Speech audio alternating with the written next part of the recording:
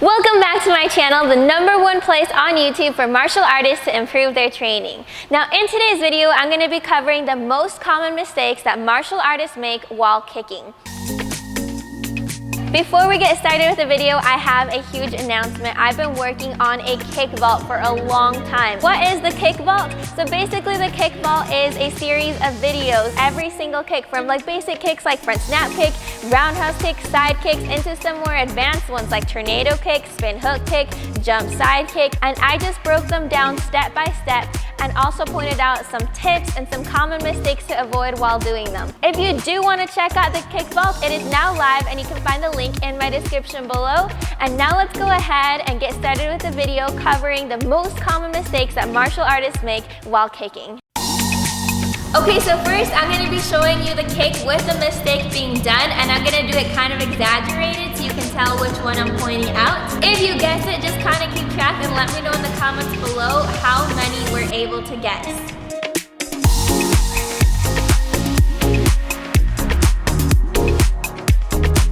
The first most common mistake is stepping before you kick. Now you might not even notice that you're doing this, so ask somebody to watch you or videotape yourself if you don't have anyone around and try and see if you're doing this mistake. You might be doing it to kind of gain momentum so that you can have like a faster and stronger kick, but honestly this is a really bad habit that you should try and break. So why is this a habit that you need to break? Think about this. If you're sparring someone and every single time before you kick, you take that first step forward, eventually they're gonna kind of notice and they're gonna know to watch out for it. So when you start taking that step forward, it's gonna give them a little bit more time to react because they know what's coming. They know that you're about to kick. And it's also gonna be slowing you down because all of a sudden you can't just kick directly. You have to take that step because it's ingrained in your mind, and every single time you're gonna be needing to take that little step before your kick even comes out. So if you're one of the ones that's doing this, don't worry, you can totally fix it. Just make sure that you check to see if you do it and improve it if you do.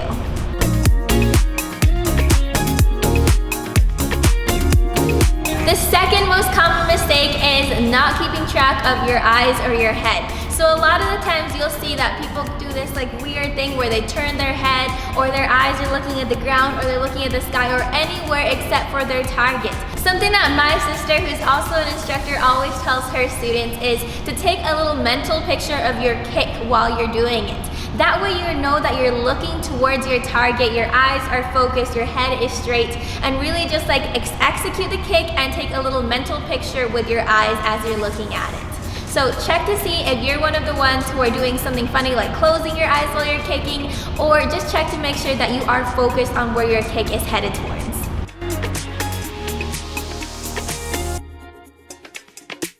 The next most common mistake are flying arms. So when you're starting off to train in martial arts, you might have no idea what your arms are doing, but you want to make sure that you keep them in a place that you're intending. So if you want to keep them in a fighting stance the whole time, awesome. As you get more advanced and start getting more into different areas of Taekwondo, this might change. For example, if I'm sparring, I don't want my hands in a traditional fighting stance like this.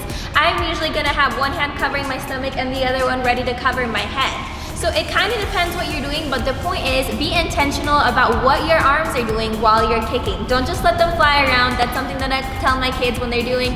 I tell them, hey, you're having like airplane arms, you're having flying arms. So just make sure that you keep your arms and your hands in check with where you want them to be.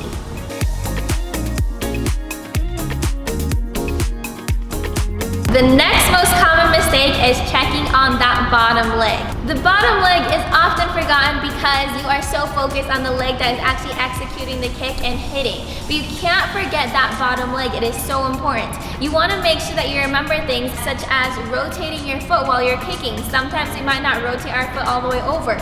Or making sure that it is stable, meaning you're not up on the balls of your feet the whole time like this, but that you're relatively stable as you're executing the kick. If you're doing a kick that requires rotation, make sure that your foot is rotating all the way. Otherwise, you're going to be limiting how much of your hips or how much of your torso you can use on the kick. So as you're kicking, just do a quick check and figure out what your bottom foot is doing.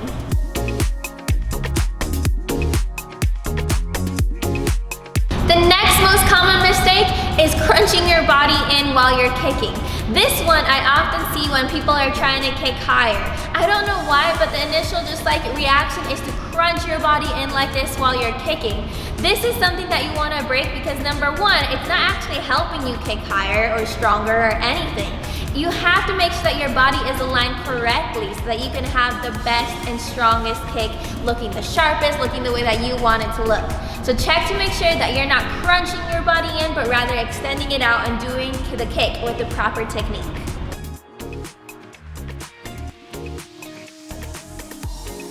The next mistake is forgetting to retract your kicks or rechambering your kicks. Now, I see so many people doing this, not just in the beginner or intermediate belts, but in the advanced belts as well. And it is so important to remember to rechamber your kicks. This is often forgotten about in side kicks, in front kicks, and just check through and make sure that you're not being one of the people that are forgetting to rechamber your kicks. So after you execute it, don't just drop it down, but rather retract it and then go back into a fighting stance, which is gonna lead us into our next mistake.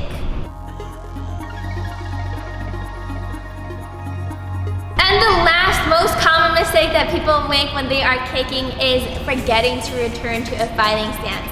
I will see so many students do this. They will go ahead and do a perfect kick and then they'll just walk off. They won't even remember to return to their fighting stance. This is hugely important because think about it. If you're needing to use this in sparring or in self-defense, you don't want to just do a kick and then just walk off and not even look where you're going. I think this habit really develops when you're kicking on paddles, especially if you're like doing a line drill and you're taking turns. You'll often just do the kick and walk right off and walk to the back of the line. Don't be one of the people that does this. After you finish your kick, go back into that fighting stance. You have to be ready to do a follow-up kick or maybe defend. You just have to be ready for whatever comes next after that initial kick.